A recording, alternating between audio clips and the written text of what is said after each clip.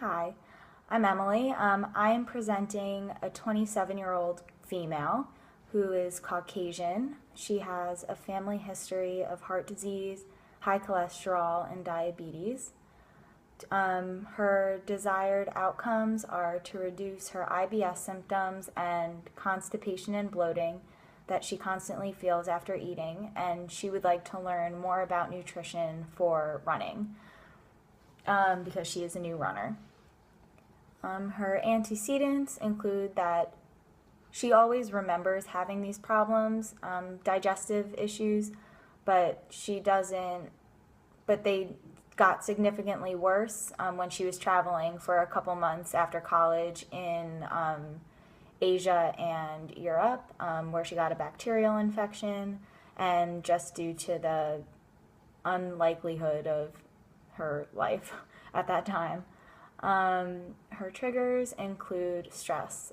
She gets very stressed at work, and for example, when she was breaking up with her boyfriend a couple months ago, her stress was higher, so her symptoms got worse. Her medical diagnosis is that she was diagnosed with PCOS a couple years ago. Her height is 5 feet 10 inches. Her weight is 140 pounds, and her ideal body weight is 150 pounds. Her ideal body weight percentage is 93.3%. Her BMI is 20, which is in a good range. Her waist is 29 inches. Her estimated needs for calories is 2,252, which was calculated by the Mifflin St. Jeor. Her protein requirements are 51.91 grams. Her fluid requirements are 1.5 to 2 liters. As far as her diet goes, she overall eats a very clean diet. It was high in vegetables. She said she focuses on eating organic. It was also high in protein, and energy intake was around where it should be. One day her energy and fat intake was particularly high because she ate a lot of meat that day because it was at work. But she did note that this is not a common occurrence. She ate no processed food, no fast food. Two things I did notice is that she consumes alcohol several days a week, and she consumes sugar most days as well. As far as laboratory data goes, her LDL was 120 milligrams per deciliter, and she had elevated testosterone levels. Her nutrition-focused physical exam, during that, I didn't really notice much, but her hair was breaking a little bit in the front, but that's really about it. System burdens or biological systems are her digestive system, and judging by her symptom questionnaire, it seemed to be mostly in her small intestine, her endocrine system, and the reproductive system. She consumes, for supplements, she takes vitamin B and vitamin D every day. She had been told at a time that she had low vitamin D levels, but when she started supplementing, they're now at the correct level. For physical activity, she runs or does strength training or goes to classes every day, 3 to 5 times per week. Lifestyle and stress, she seems to get stressed easily. She says it's self-induced, not from external factors, really. She especially gets stressed at work. She does work long hours and sits at a computer for several hours at a time, and she also socializes frequently. For example, she goes out to happy hour frequently after work and goes out at least one night on the weekend and drinks alcohol. She does seem very ready to find out what's causing her problems. She wants them gone, and she seems confident that she will be able to reach her goals. She feels that with a nutritionist and having the accountability, that will help her a lot to reach her goals. So red flags for this client's case is her PCOS diagnosis.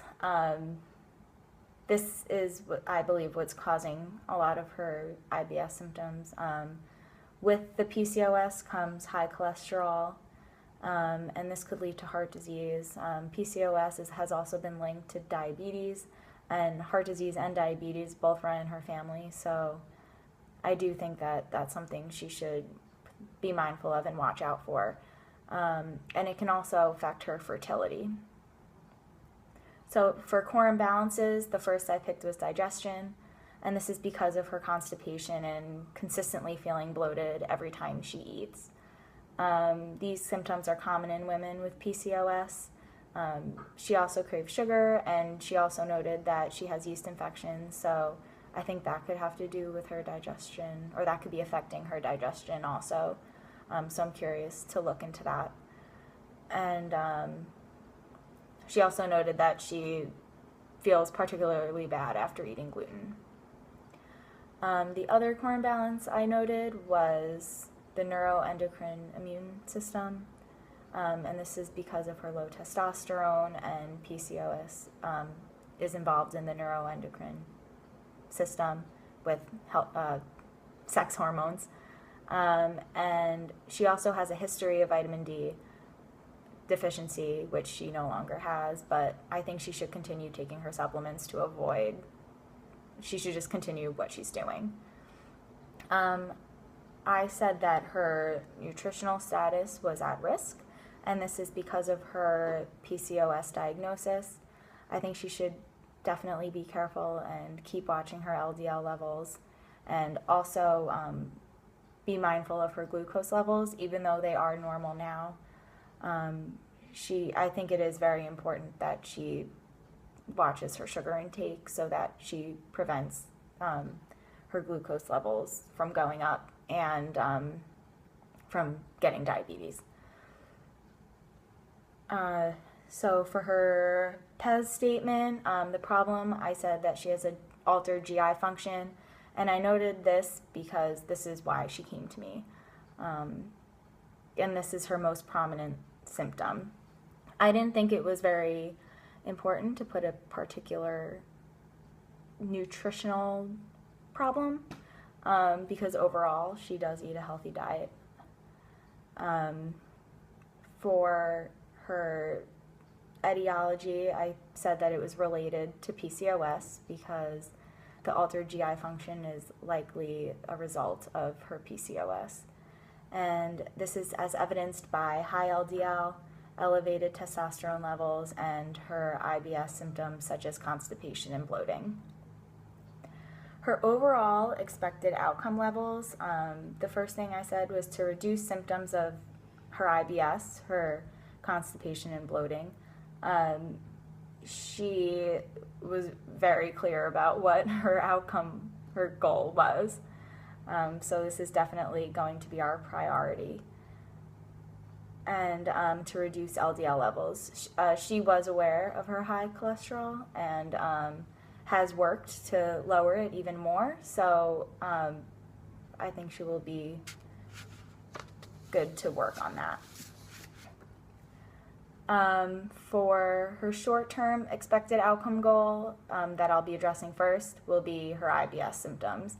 I choose this because I think she will easily focus on this very well because that is what she wants, and she feels that these symptoms are pretty much taking over her life, and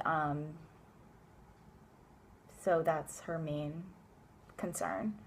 Her LDL has come down as well, and I think as time goes on and she follows her interventions, I think it could come down even more just along with everything. So my short-term interventions are to reduce sugar and alcohol is the first. These are the main parts of her diet that I think she needs to take out.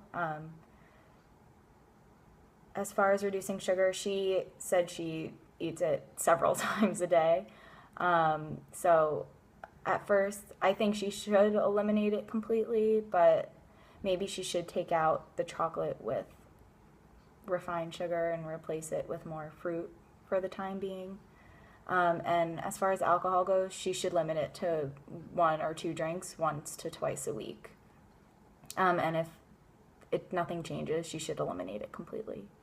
The second intervention I said was stress-reducing practices such as meditation, breathing, yoga, and this is because I think part of her problem is also stress that's causing her symptoms. So I think if she learned to manage her stress, that her symptoms would definitely lessen.